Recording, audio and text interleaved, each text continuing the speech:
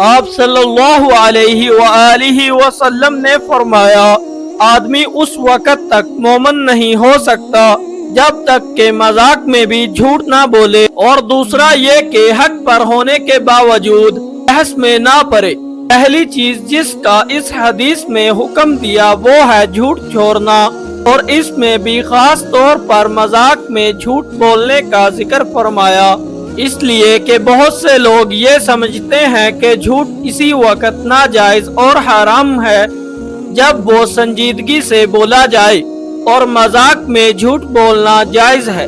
چنانچہ اگر کسی سے کہا جائے کہ تم نے فلاں موقع پر یہ بات کہی تھی، وہ تو ایسی نہیں تھی، تو جواب میں وہ کہتا ہے کہ میں تو مذاق میں یہ بات کہہ رہا تھا، گویا کہ مذاق میں جھوٹ بولنا کوئی بری بات ہی نہیں۔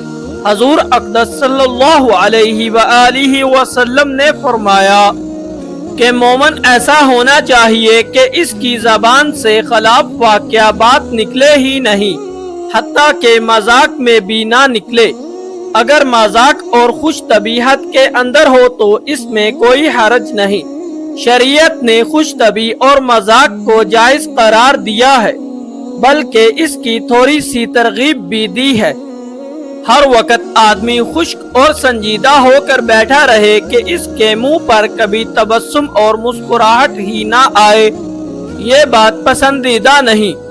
خود حضور اقدس صلی اللہ علیہ وآلہ وسلم کا مذاق کرنا ثابت ہے، لیکن ایسا لطیف مذاق اور ایسی خوش طبعی کی باتیں آپ سے منقول ہیں جو لطیف بھی ہیں اور ان میں کوئی بات خلاف واقعہ نہیں ہے، لیکن آج کل ہمارا یہ معمول بن چکا ہے کہ مذاق میں جھوٹ بولنے کو جھوٹ نہیں سمجھا جاتا۔